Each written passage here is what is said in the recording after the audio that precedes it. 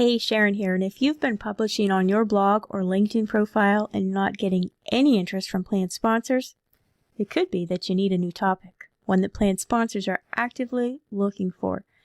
In this episode of the 401k Experts podcast, we're going to talk about website marketing, so here we go. Welcome to the Ask the 401k Experts podcast, where you get strategies, resources, and best practices for growing a successful and compliant 401k practice. And now, here's your host, Sharon Pivirotto.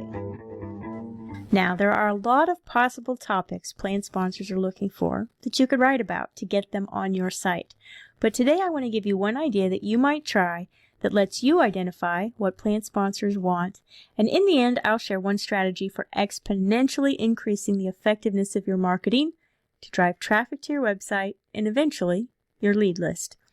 But first, let me give you an example. The most popular post on the 401k Best Practices blog is the one titled Best Practices for 401k Committees.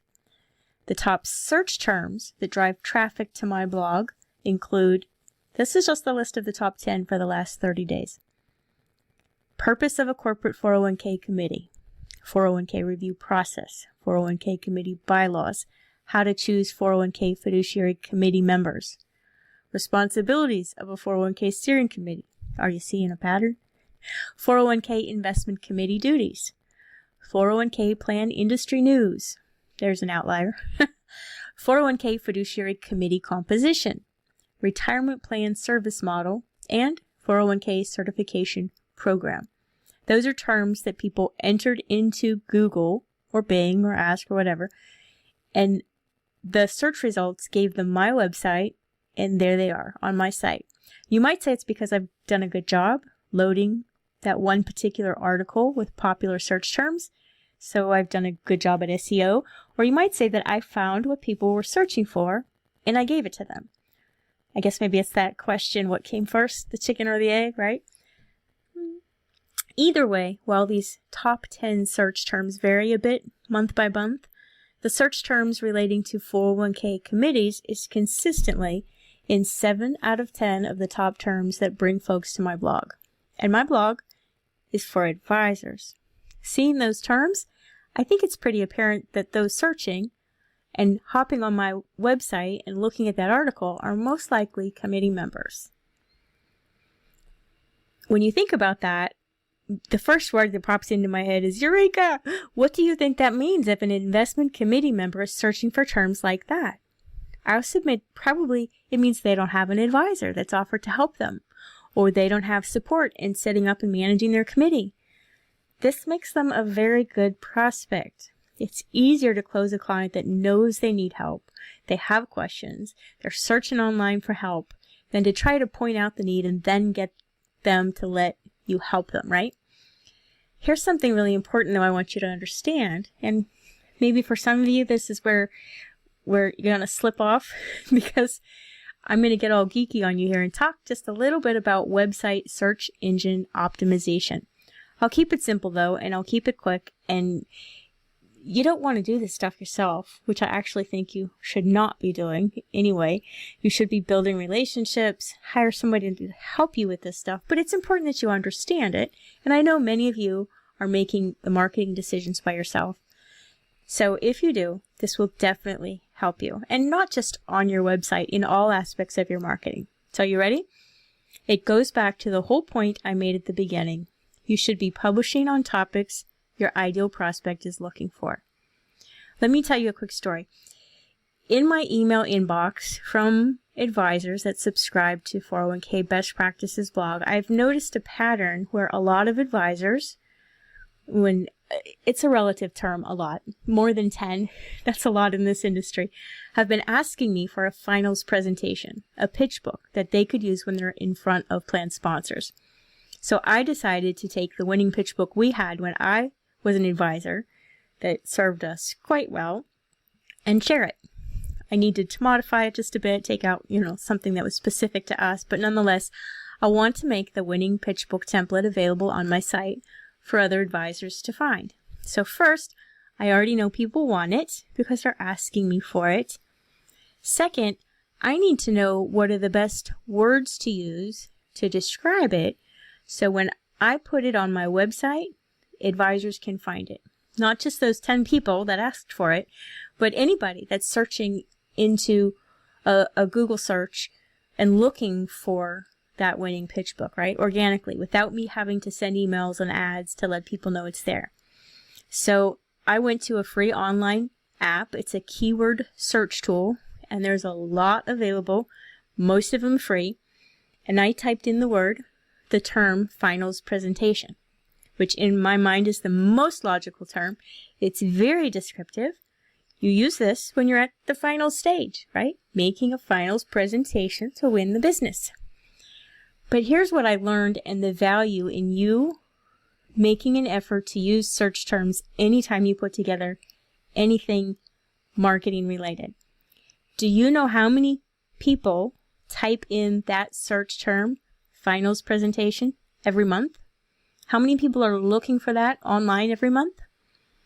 That search term keyword tool came back with a big goose egg. 0. That's the average. 0 on average. 0 people are searching for the term finals presentation. So if I use that term to describe it, well, I might think it's descriptive. If no one's looking for it, Google will send me no traffic. I won't get any leads simply by posting an article or posting a web page and sharing that information online. So, how about the term pitch book? Take a guess how many people search for that term every month. I was shocked actually when I typed that into the search field. Do you know how many people search for that term every month on average? It was over 19,000. In fact, it was 19,200. So clearly, if I want people to find that when they're searching for help online, I need to use the words they actually type when they search for it. Make sense? Here's a fact I learned. Remember how I told you about the term 401k committee? It gets a lot of people on my site. When you type that term into the keyword search tool, it's got 30 hits a month. 30. That's it. It's not very many people. I just happen to be one of those few people that use that term consistently enough to get that traffic. So I show up on the first page of Google when someone types that in. But you really want to use terms that, 1, have a lot of search results. There's a lot of people looking for it. And 2, write down those words and use those words in all aspects of your marketing.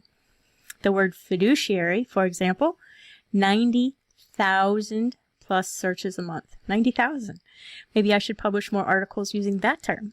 But can you see how valuable it is to understand what people are looking for if you want traffic to your website?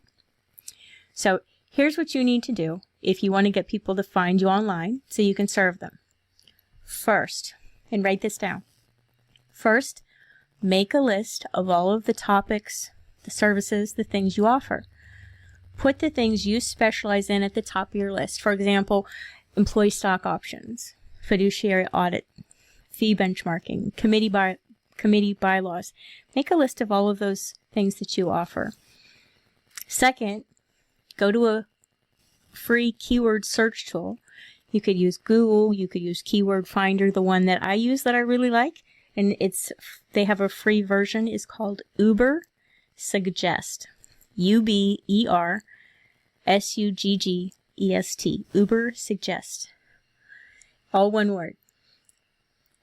Type it into a Google search, and the first hit that comes up, the top search result will be that particular software app. Simply give them your name and email address to access the free version, but it is an amazing piece of marketing intelligence, if I can talk, and research that you need to use before you write any article for your blog. Seriously, if you don't post articles regularly, it'll help you know what words plan sponsors are using. I mean, forget about blogging. What phrases and terms do plan sponsors use when they describe the things they're looking for? You can include those on your website, in your LinkedIn profile descriptions. It can help you have more effective sales conversations as well. We can get so tied up in industry jargon. There's so many terms that as professionals, we know what they mean. But if those aren't the terms plan sponsors use, they might not understand what you're saying.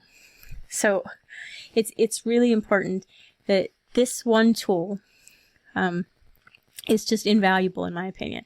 So also on this tool, when you type in your search term, it'll tell you how many people are looking for that specific term each month, and it'll give you alternate terms you might want to use, and it'll even suggest the kind of content you might want to publish to drive traffic to your site.